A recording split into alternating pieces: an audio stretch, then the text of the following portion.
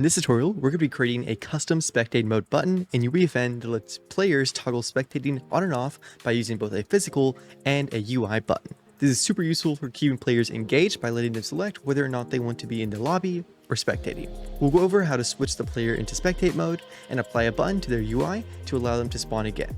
By the end of this tutorial, you'll have a clean spectate toggle system ready to drop into any project. But first, if you're tired of wasting hours coding systems like this from scratch, you'll love Map Academy. With our Creator Success program, you get instant access to a massive library of premium scripts, assets, and complete systems, all designed to help you build faster and better maps. You'll also get exclusive support, monthly script drops, and full guides that walk you through everything step by step. So whether you're just starting out or you're already an experienced creator, Map Academy gives you everything that you need to succeed. Check it out using the link in the description below and start making incredible maps today. Anyways, let's get right into the tutorial. Alright, so to create a spectate button, we're going to first start out by going and creating our verse file. So we'll go to our verse explorer, right click on our project name, add new verse file to project, and call it our spectate underscore manager and hit create. Now I'm going to double click to open this up. Inside of this, there is a couple things that we're going to want to do. I'm first going to clear up all of this. So first, let's go ahead and add the button that we're going to use to allow the player to start spectating. So we'll call this the spectate button of type button device, like so. And we'll write spectate button dot interacted with event dot subscribe. And we will create a function called start spectating. Now let's go down here and create that function called start spectating.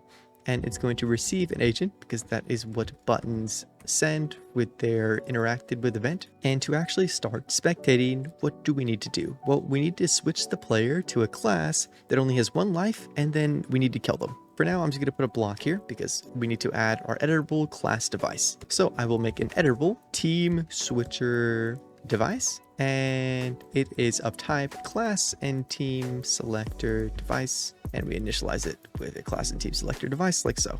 So now what we need to do is switch the team of this player. So I'll simply write team switch device dot change. You can do team or class. I'm actually going to do class here. So dot change class, and we'll change it for this agent like so. So now there are changes to this class that only has one life. What we need to do is eliminate the player. So to do that, we need to get the for character. So we'll say if for character is equal to agent dot get fort character like so. And you'll see we get an error, and that is because we need to include this using fortnite.com/devices, so make sure to put that. Then we will kill the character by writing fc.damage, and then a very high amount. Just make sure that it's more than whatever the highest amount can be. So I'll just put 1000 there. Now they're on the right class and they're eliminated, which should use their one life they have on this class. So they should now technically be spectating. What we then need to do is add the UI to the player that allows them to stop spectating. So to do that, we need to get the player's UI. So I'll write if player UI is equal to get player UI, and we'll get it for our agent. And if you see here, first we'll get an error because we need to include UI. Once you've done that, then we get an error because this requires a type player. So you can't send it an agent because you can't get the UI for something like a guard. It has to be a player. So first, let's get the player. So we'll say our player is equal to player capital A for agent. And what this is doing is basically converting this agent into a player, and we're calling that player. This can be whatever we want, but we're just going to call it player. And then here, instead of getting the player UI from our agent, we get it from our player, which is just basically confirming that yes, this is a real player. Then we need to add a canvas to this player screen with the button on it. So I will make a new canvas called new canvas, type canvas is equal to canvas. And inside of this, I need to add a new widget or a new canvas slot. So I will write new canvas dot add widget, and here we will create a canvas slot like so. Inside of the canvas slot, there's a couple values we need. First is going to be the widget, and this should be the button that we're going to create. So let's actually create our button first. We'll go up here and we'll call this our new button of type button loud. If you want to create a different type of button which just changes the look, you'll change this to like a button regular or a button quiet. Anyway though, we'll now add the new button as the widget, and you'll see you might get an error here That's just because you need to use fortnite.com/UI. If you wonder how these are automatically adding for me, it's an extension, which is called verse auto input ports. Very helpful. Anyway, in the canvas slot, we have some more things that we need to add besides just our widget. To be able to determine where this is actually going to be, I'm going to create a kind of test widget blueprint. So I'll go to my main content folder, hit right click, go to user interface, widget blueprint, user widget. I'll call this our test spectate button UI. Then open this up. Inside of this, we first want to drag a canvas panel and then our button loud, which is what we're using. I'm going to change the anchors and the alignment to the very center of the screen and then position this where I want it to be. So in this case, we'll just put it right in the center and we'll say the text will be something like respawn. Now let's take this and plug in all of these values into our verse code. So inside of the canvas slot, you'll see if we open our spectate button here, we have first the anchors underneath our canvas slot. So we will write our anchors is equal to anchors, where the minimum is equal to vector2, where the x is equal to 0.5 and the y is equal to 0.5, which is the center. And then we also need to declare the maximum, which is equal to a vector2, where the x is equal to 0.5 and the y is also 0.5. And now if we go back, our next couple things is the position x, y, size x, and y.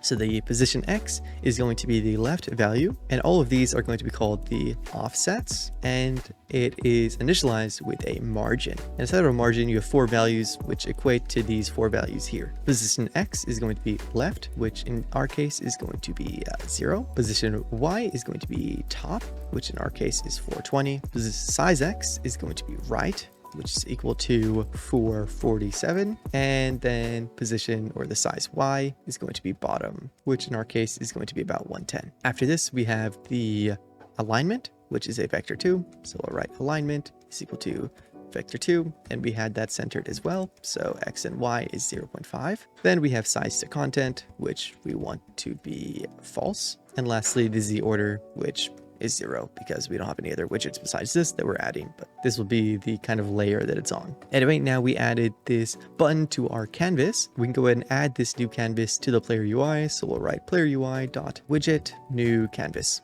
like so.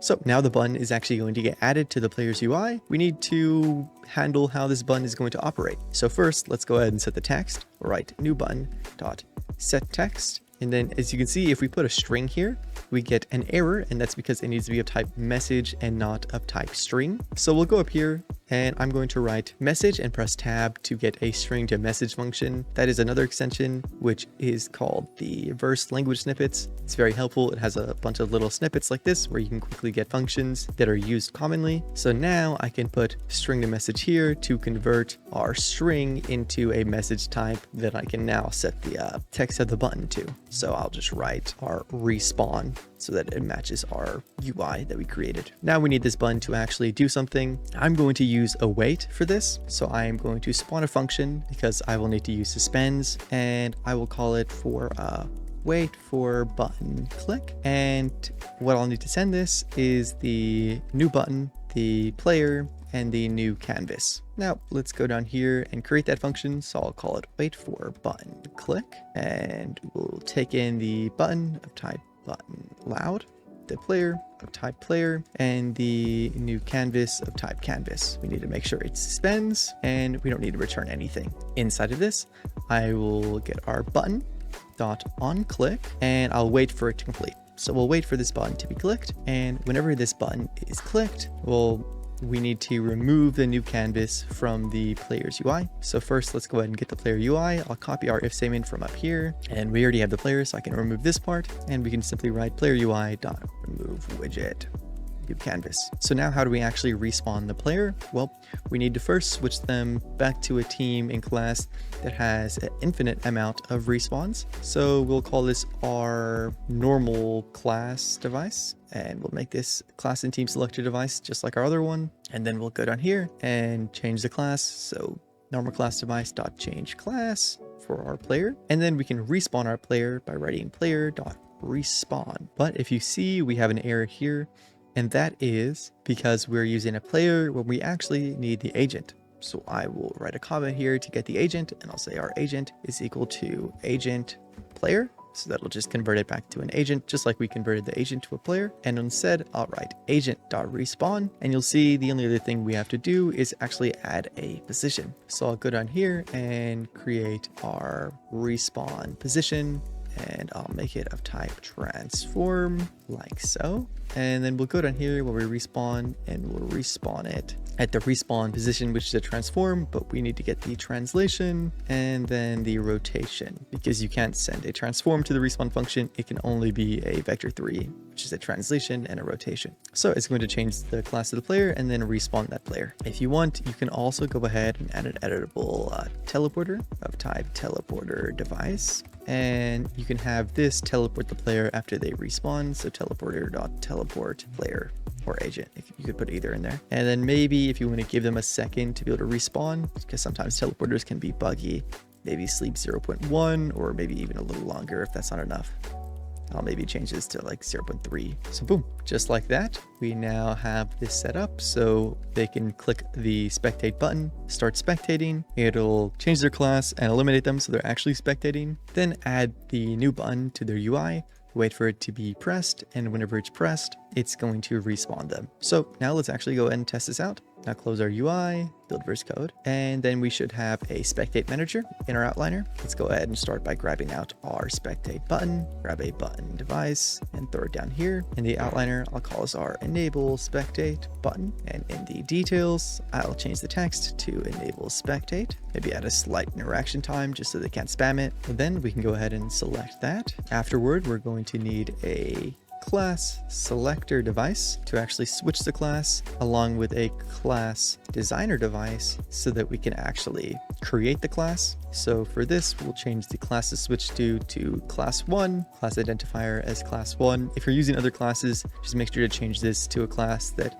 you're not using. And we'll call this our spectate class and our spectate designer. And then we can go back to the details panel. This is switching to class 1, so we don't need to do anything else. But in our spectate designer for class 1, we do need to search for the spawn limit, turn it on, and make sure it is set to 1. Then let's go ahead and copy both of these and duplicate them. We'll call this our non-spectate designer and our non-spectate class. And then inside of both of these, make sure to change the class slot to class slot 2. You can also go to class slot none if you want. But inside of the class designer, we will change the spawn limit to, you can either set it to a really high number or just disable it so that they have infinite lives. Now we can go back to our device, select our spectate class selector and then our normal class selector. Then lastly, we need to set our respawn position. So I'm going to select our spawn pad and copy the location and then paste it into